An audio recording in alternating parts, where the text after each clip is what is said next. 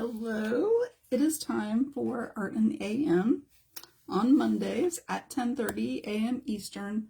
For over 5 years now, I have been doing Art in the AM live videos. They started off Monday through Friday, then I was doing Monday, Wednesday, Friday, then it just went to Monday, Friday, I believe, and now I do Mondays. My stand is kind of sliding here. My table must be slippery. And now I'm just doing Mondays at 10:30 a.m. Eastern. And what I started on this year was working in this journal and doing what I'm calling a word of the week. And they started off with me doing my words of the year. So one of them is amplify. And then the other word of the year is kind of hard to see here, but I put it in each one of the boxes for precious. So that's my other word of the year. And I just kind of started doing these different words that related to maybe that week. So for Martin Luther King Day, I painted, you may have seen this portrait that I did, and I painted upside down and backwards essentially, and did this one. But I've been doing a word of the week. Tell me if you've seen any of them. And I've been putting the definition, the synonyms, the antonyms, the color that's kind of associated with the word. And then a lot of times I put a quote. And what I started doing each month was kind of having the words relate. So in the month of February, I did all I words. So I had inspiration, I had innovate or innovation. I guess I could have done intuition. This was a really fun one that I did. You know, I was showing this one to someone and it was very sticky. And what I ended up doing was putting some wax medium over top of it. Wax medium, I think that's what, and I heated it with my heat tool. So now it has like this smooth kind of like waxy feel to it. Hi Edith, hi Lori. And I love like the way that it feels. And then I had imagination. And I started into the elements of art. So that was last month. And I did the 7 elements of art. So we talked about color. You can tell me if you saw this one. I used packing tape with all of your scraps. Grab some packing tape, get your scraps, and you can make like these little strips. It's kind of like your own washi tape or stickers, and you can cut them into shapes, and so much fun. So I talked about color. I talked about line, shape, space all together. And that was about when I don't know if the weather started maybe turning a little bit nicer, but I came up to texture and I still have my textures unfinished. And I don't have the definitions on the back. And I finished my value scales for value, but I don't have the definition on the back. And I did a little bit of the form, which was this one, but I don't have definitions or anything written on the back.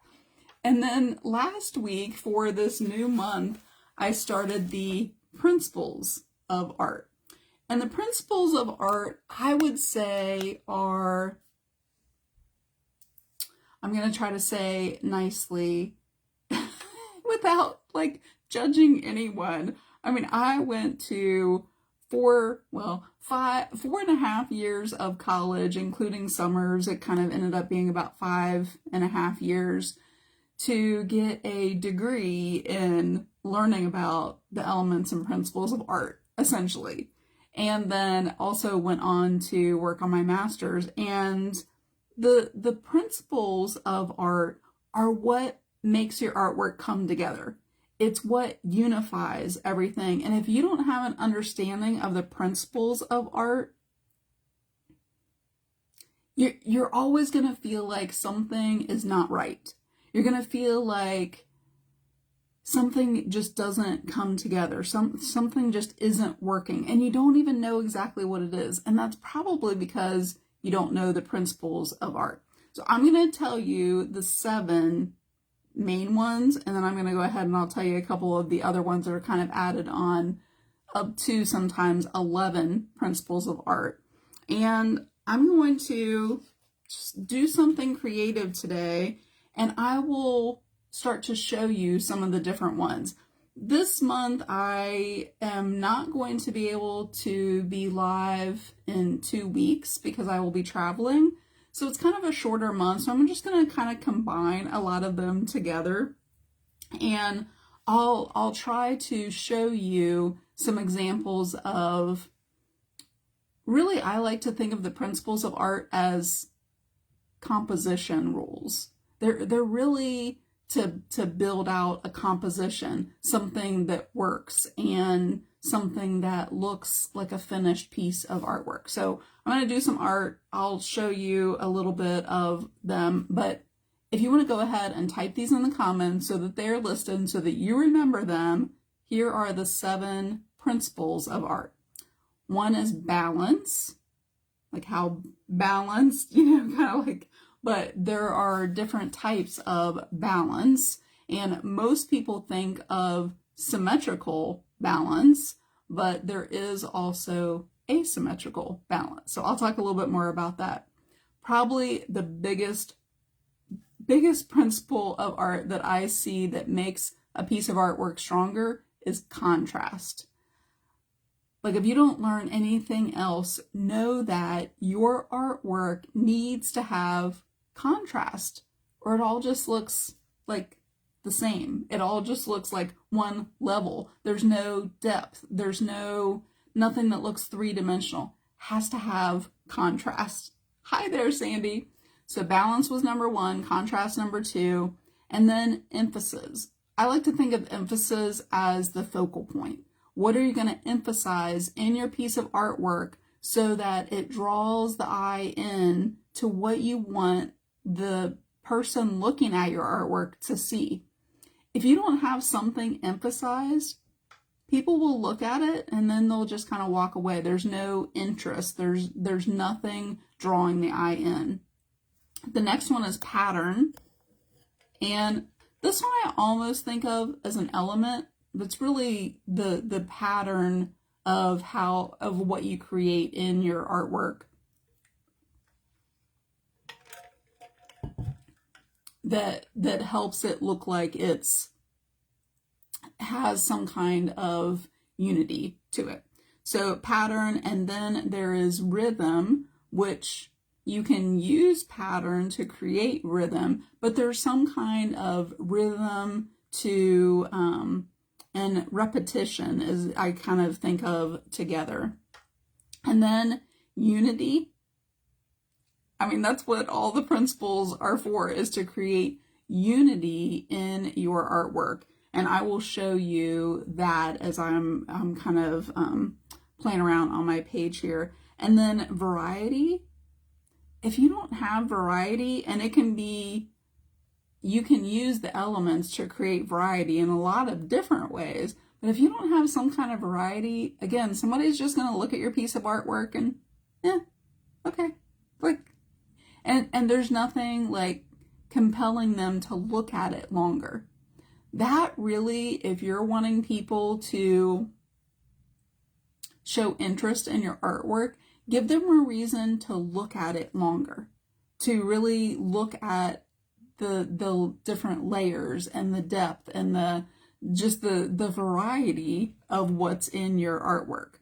So those are the kind of the basic 7. And then harmony is another one that I've seen used, very similar to unity, but there are some ways to create harmony in your artwork. And then proportion is another one. And really, I think of proportion in relation to like contrast, and how you contrast sizes and shapes and colors and all of the elements of art. So proportion is one of the principles that you can use to create contrast, right? And then movement is another one that's really created with pattern that's created with, so that they all kind of connect a lot together. I see Terry typing them all into the comments, so thank you for that, Terry. So I'm going to go ahead and just create a little bit, and I'm going to show you a couple of different ones and just kind of play around on this piece of paper here. And I was thinking I'm going to be painting, so I probably want something to kind of protect the papers underneath. And I was looking around to see what I had, and I may just use a piece of paper. Let me see. I want to use some of those. I was going to show you too, I have been working the past couple of days on the projects that we did inside of, I could use this, some tissue paper.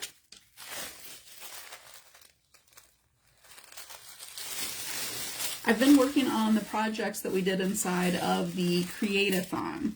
And if you're not familiar with the Create-a-thon, that is a group on Facebook that you can join. And last Thursday, we did a 7-hour marathon of 7 artists doing projects. So that way that will protect my other pages there. You can use a piece of parchment paper or wax paper and different things like that on there.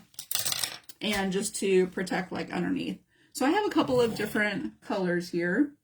Tell me if you saw a reel that I did, I think it was day before yesterday, maybe on Saturday, about choosing colors. I had all of these colors.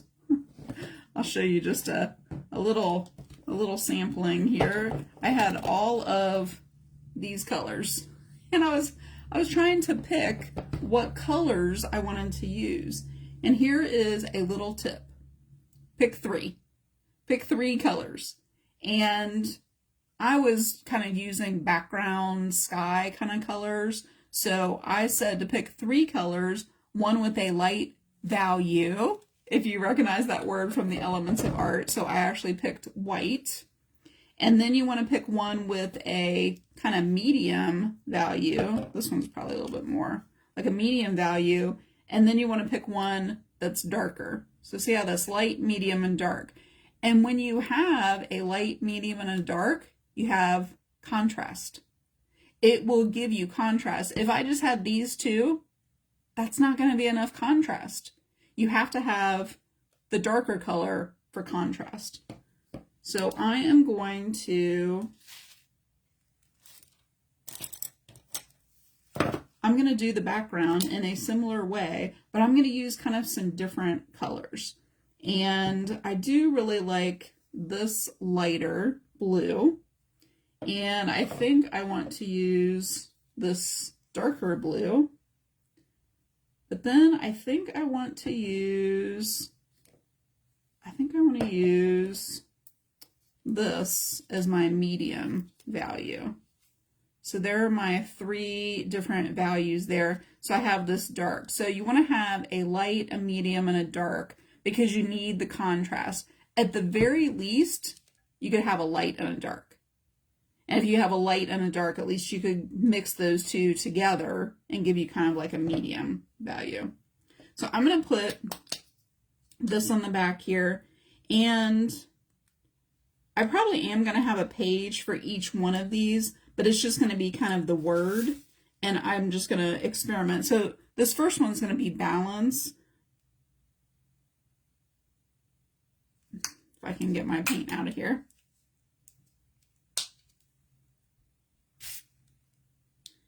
And this was how I did the background. I'll show you of, ooh, I feel like there's a little glob inside there.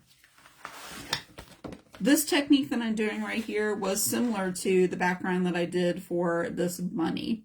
If you saw me post about this yesterday, it was late yesterday evening, I said she needs a name. She needs a name, and she, I just felt like she needed a name holding her little daisies there. So, but this is the technique that I did. So I squirted some blue on here, and I'm actually going to use this other.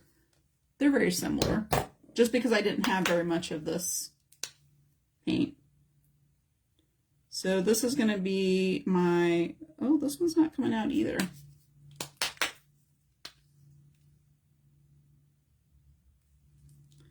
I see my mom popping on, and that one, it must be clogged. I probably need to open that one up a little bit. This one's a little bit darker, but I think when it mixes in, it will,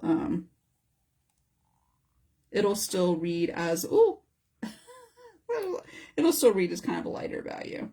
So I'm just going to put, that came out really fast. Okay. I'm going to use my palette knife. And this was why I wanted to have something on the back here. If you have not gotten into the Create-a-thon community group to watch our Create-a-thon from last week, you can just search for it. Like, you can just search Create-a-thon community, and you should find it that way.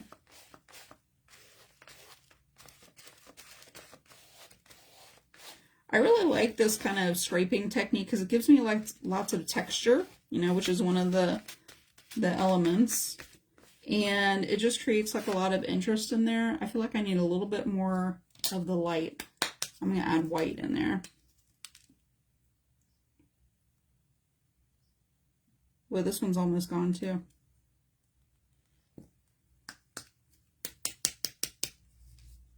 That upside down here.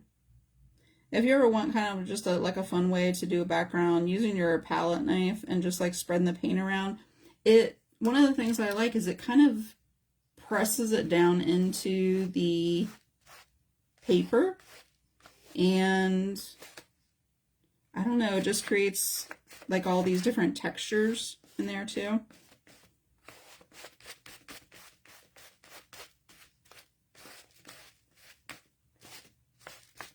So you don't always have to use a brush.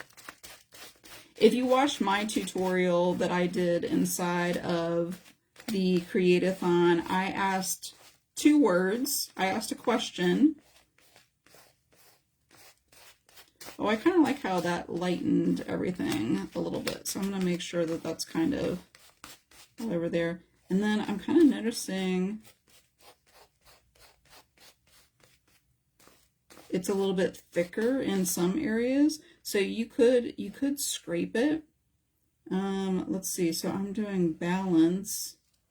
So I don't know, maybe I could even scrape like the letters into that wet paint a little bit. We'll kind of play around with that. Yes, I'm doing this upside down. I'm not going to fit all of the letters on there. And now my paint's kind of dry too. I don't know, so the words are kind of, the letters are kind of in there. But I asked a question, and oh, it looks like Terry tagged the group in there. So I'm gonna let that dry just for a little bit. But do you have palette knives? Do you have palette knives like this? Here are mine here. During the Create-a-thon, I talked about this word that I know is backwards for you. If you did not see the tutorial that I did, these 7 letters there stand for words for each one of those. Oh, thank you, Judith. And I created, this was my sample one, the word bloom. And I showed how to do the background and the leaves and, or, you know, the grass, and showing how to cut the letters on there too. And then I did this one while I was live. So there are a couple of people putting that link in the comments there. And you can get into that group and you can see 7 different tutorials. That one that I just showed you about Bloom, the bunny, this one that I have done, and this was Laura McNeely that was in the group. This was Loretta Bell that's in the group. And then I don't have all of them finished yet. I also did this cute little purse, and you can see where I tried to burn into the purse. And that is Debbie Hightower that does that one. They were all so much fun. I have, where did I put my, oh, there. I have one of my little palettes. Still has some space over here that I can use. And I'm going to actually do my word on here. And I think I am still going to do a little bit of this tan color. This is Cocoa. Just to give me like another value in here. All of these, hi there, Bonnie. All of these colors that I've used so far, even though I used the white, it kind of blended in. And I do have white of the paper for the contrast, but this is just going to give me more interest. This is going to give me a little bit of variety, and I just want like a little bit. And I think I'm going to maybe brush this on. Oh, it wasn't this one. I'm sorry. It was Fawn. That's the one that I wanted to use.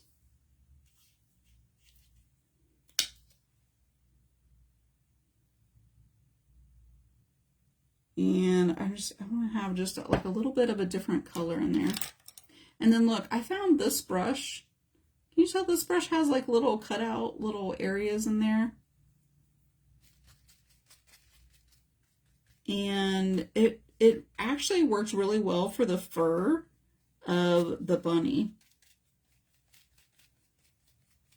So I'm kind of going around and spreading some of this around just because I want to have a little bit more contrast.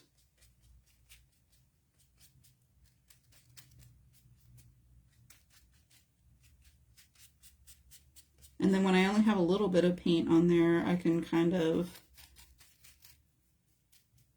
drag that around. And one of the things that I'm noticing with this, it actually is a much darker value than I thought that it was going to be, but I like these kind of areas. So I am actually going to,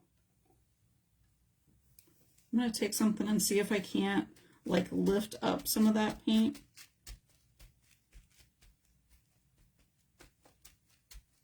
And that just creates like another texture in there. And it's still kind of dark for what I want. I really like the lighter kind of areas. So I'm going to take some water.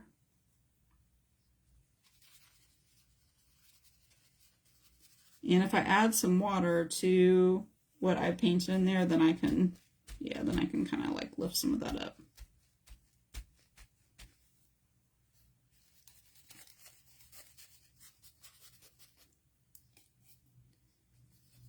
What I'm really doing is just creating a background, and one of the things that I like about using mixed media is you can just kind of play around, and if I decided that I didn't like any of this, I could paint over top of it. I could collage over top of it. I might still do some collage with the letters.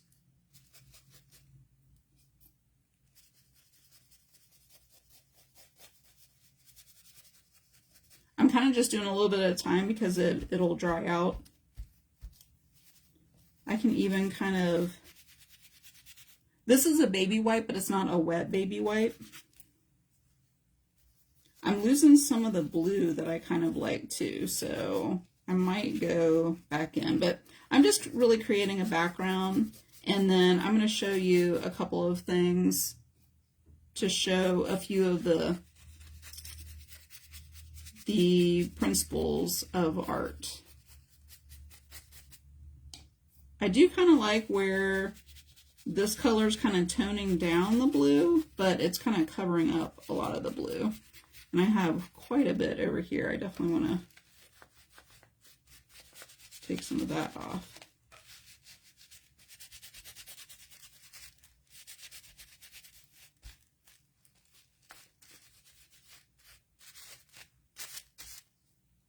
There's not really any mistakes, but I am figuring out, because this tan fawn color has a lot of kind of orangish and warm colors, it is toning down the blue a little bit more than I really wanted it to.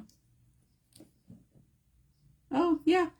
I think that it would work well for fur, definitely for grass. I have a couple of other sizes, and I'm sure you could probably do that to your own brush. It's not showing up very well there. And you could cut out little spaces there, but these actually came like that. So I'm going to keep this like this. And what I want to show you is balance. And I'm going to show you with the word. So I'm going to use this really pretty Victorian blue.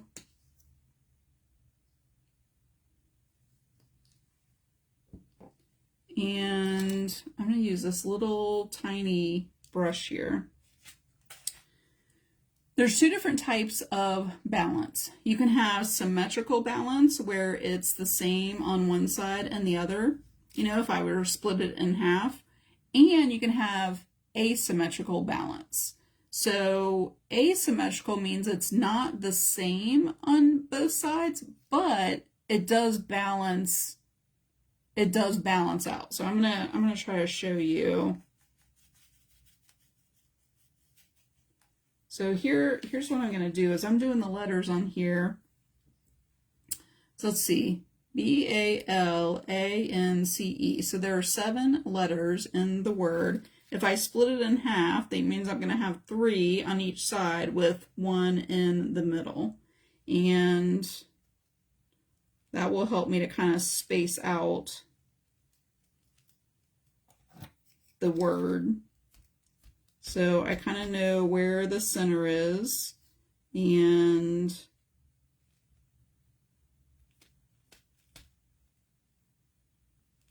kind of know where I want to space out the words a little bit. Okay, so I'm going to paint this upside down here. And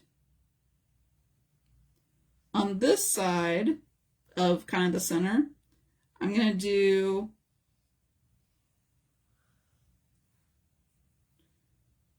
just very balanced. They're all going to be the same. They're all going to be uppercase. They're all going to be even. This is kind of a pretty easy word to paint backwards, actually. I'm painting backwards and upside down, these letters. And I don't have them written on here yet. Okay. There's the center of the paper. And what I'm going to do on this other side is I'm going to balance it out, but I'm going to change up and add some variation on this other side.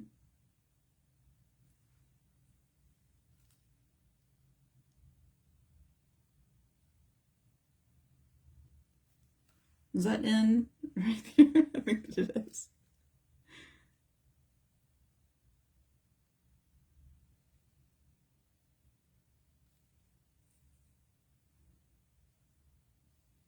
And then the E is a little bit harder backwards.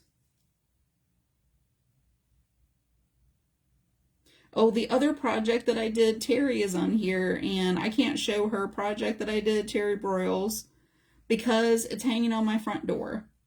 And it was a fun little project using these beautiful flowers that I got. I have extras. These pink flowers, are these Gerber daisies? Is that what these are? I don't know if it maybe says, oh, it does. It says right on there. So I found these really pretty Gerber daisies. And then these probably say, I found these baby's breath. And it was such a fun project, but it is on my door. The word balance, if I split it here in the middle, this is, I want to say symmetrical balance because they're all kind of the same size. They're all, you know, but if I'm looking at this whole piece of paper as a whole, it's asymmetrically balanced, really kind of both, but it's equal on both sides, but I changed up the and made it lowercase on this side. So it starts to make it more asymmetrical, where it's balanced, but it's not the same, right? There's balance to it. There's the same amount of space taken up over here as over here, but these are lowercase. They're not exactly the same. It's not a mirror image of on each side there. So probably what I'm going to do is asymmetrical and symmetrical. I'll probably put on there, and I may just do it like on the back when I do like the definition. That's kind of sticking to my tissue paper. Usually I have another piece of plastic. So don't let your paint dry on your tissue paper. Usually I use another piece of plastic that I have. So I'm gonna go ahead, but I didn't have the size back behind here, so.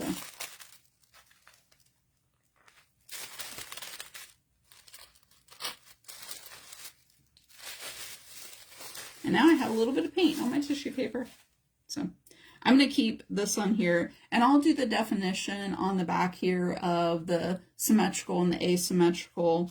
And I kind of like this background now because now it's making this stand out and it's giving it more contrast. Do you see how if I would have kept this maybe brighter blue all in the background here, these letters wouldn't have stood out as much? And the same with the bunny. If I would have done in the background here just all more blues, I used like some blues and kind of a teal kind of a color. It might have been this one, this Key West color. If I would have just kept it those two colors and not added white here, it would have competed with the bunny, and you wouldn't have been able to see the bunny very well.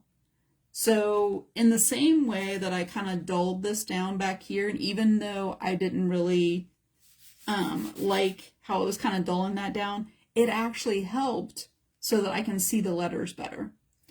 When you are looking at your artwork and you're just not sure why it's not working, pay attention to if you have contrast, and if you need in some area to dull down the colors, to lighten them, to do something using one of the elements, probably color, value, line, shape, those elements to make the contrast.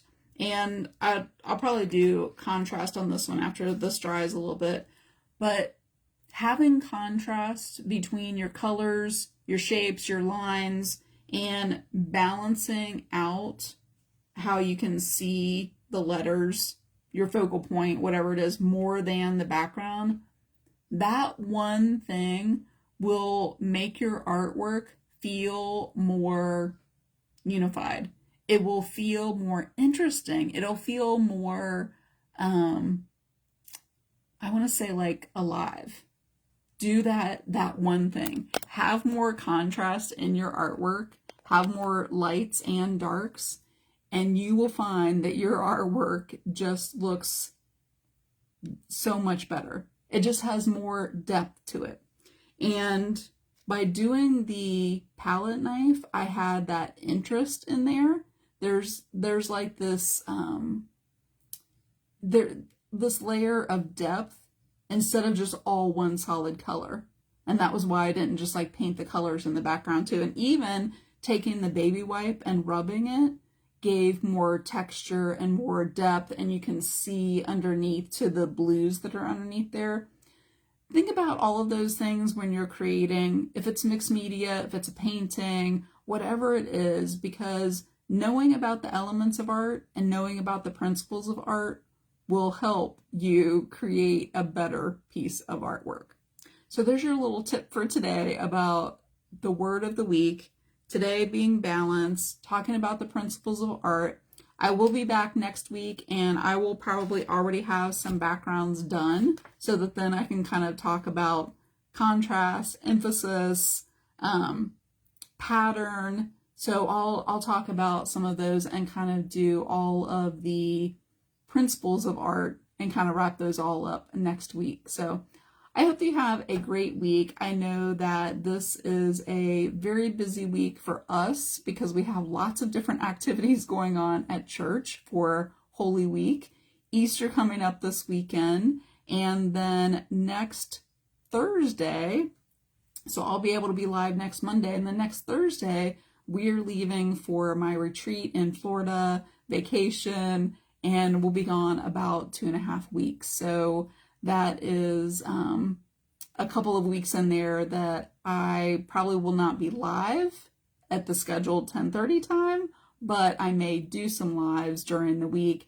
and I may not be able to send out a text. If you do want to get on my text list and you aren't on there yet, just put text in the comments here, and I will make a post with how you can get onto my text list, because I may send out a text beforehand if I'm just going to randomly go live while we're at the retreat house creating and doing some of the projects that we're going to be doing there. So until next Monday, when I finish off doing the principles of art, I hope that you take some time this week and that maybe just this background inspires you. Maybe the projects from the Create-a-thon inspire you to begin creating and to try some new things. And you may even use this FUDWACA word that I presented inside of the Create-a-thon to kind of get you thinking and starting to create and just building your confidence in being a better artist and being more creative. And that is my hope for you. Until next week, I hope that you do something creative for yourself. So I'll see you next Monday.